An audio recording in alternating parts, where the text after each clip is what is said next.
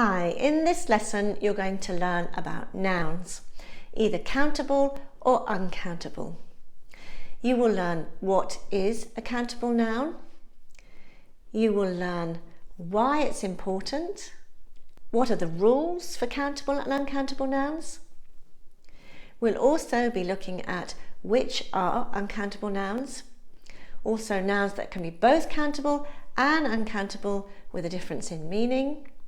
And as always, there are exceptions, some that don't fit cleanly into either category. We'll also be looking at making uncountable nouns countable. And finally, we'll look at the most common errors that I see as an English teacher. I will put the times for each section down below so you can go to the bit that interests you faster. So let's get started. So first up, what is a countable noun? Well, a countable noun is, as its name suggests, countable. You can count it. So 1 banana, 2 bananas, 3 bananas, and we can see them either in singular form or the plural. Whereas uncountable nouns cannot be counted. For instance, water, homework, and advice. They only have one form. So why is it important to know if a noun is countable or not? Well, it tells you when to use articles, words such as much and many, few and little, and other words that come either before the noun or after. And we'll see more of this later. So what are the rules for countable and uncountable nouns? Rule 1. Uncountable nouns can't be plural. You can't say advices or flowers, as in the recipe flowers, or homeworks. Rule 2, uncountable nouns use a singular verb.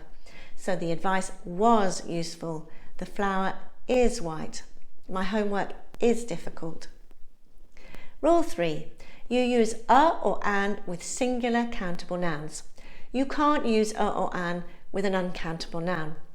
You can't say an advice or a flower or a homework. You cannot use singular countable nouns alone. So you can't say, I want banana. But you can use uncountable nouns alone, so without the, my, some, etc.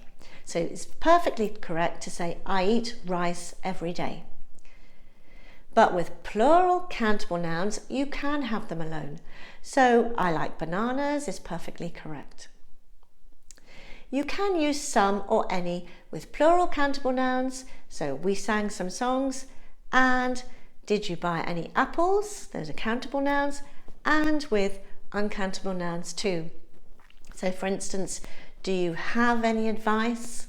There's some flour in the cupboard. These are uncountables, and you can use some and any with them too. However, you use many and few with plural countable nouns. So there are many apples. I've learnt a few facts reading the essay. And with uncountable nouns, you use much and little. So there isn't much fruit left. He gave me a little information. So you have to get those two right. So again, important to know if it's uncountable or countable. However, you can use a lot of and lots of with both countable and uncountable. So I have lots of apples, I have a lot of information. So how do you know which are uncountable nouns? Well, if you look in a dictionary, you'll see it's normally marked as U for uncountable and C for countable. However, many uncountable nouns are for food and drink, so such as pasta, flour, rice, garlic, butter, cake. These are all uncountable. But there are always exceptions. So fruit, for example, is uncountable, yet vegetables are countable. So many collective nouns are also uncountable.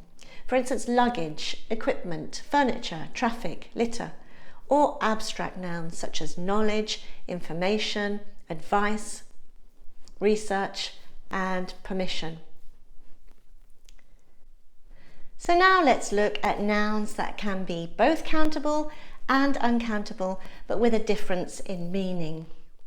So cake, we said it was uncountable. But if you say, I made a cake this morning, you're talking about a whole cake, and therefore in this case, it's countable. Whereas if you say, do you want some cake?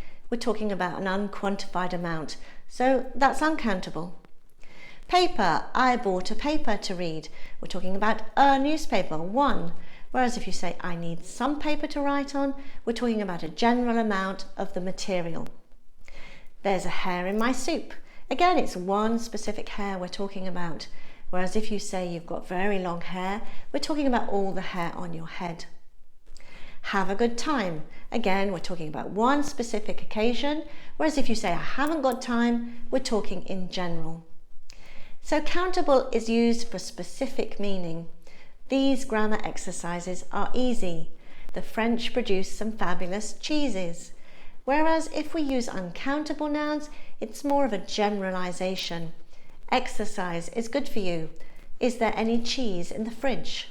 It's much more of a general meaning. So now let's look at some of the exceptions. Some that don't fit cleanly into either category. So why do we say trousers are and news is? Why? What's the difference between them? So we've got words like scissors, trousers, clothes. These are all plural nouns and you can't make them singular. You can't say a trouser or a clothes. So you need a plural verb with these nouns. So you'd say the trousers are too big. The scissors don't cut well. They're blunt. Let's look at some more words. So let's look at the words people and police. Again, these are also plural nouns as they refer to more than one person, so they must be used with the verb in the plural. So we say the police have arrested the shoplifter and not has, and we say the people are leaving. So also the news is a very special one, along with mathematics, politics. These look like plural nouns, but in fact they're uncountable nouns and use the singular verb. So we say mathematics is an exact science and politics is about helping people and the news is good, not are good. So aside from names of sciences, we have other plural nouns which are treated as singular, such as diseases, such as mumps, rickets, shingles. These are all treated as singular, as well as some games, such as billiards, darts, draughts, bowls, and dominoes. So they all fall into the same category. So let's look at another exception. Staff, team, and crew. So we say the staff aren't happy at the moment and the team are playing well. We use a plural verb in British English, where it is far more common to hear singular verb in US English. So you'd say the staff is happy, the team is playing well. But I would say don't worry too much about this, as even native speakers aren't sure of the correct usage, and you might hear both. So let's look at some comparisons of different ways to say the same thing with countable and uncountable nouns. So you could say I'm looking for a job or I'm looking for work. What a beautiful view, or what beautiful scenery. It's a nice day today. It's nice weather today. We had a lot of bags and cases. We had a lot of baggage or luggage. These chairs are mine, or this furniture is mine. That's a good suggestion. That's some good advice. Finally, let's look at how do you make an uncountable noun countable. Well, the answer is you add another qualifying noun. So rice is uncountable, but you can say a grain of rice. This is then countable, or a bowl of rice, or a packet of rice.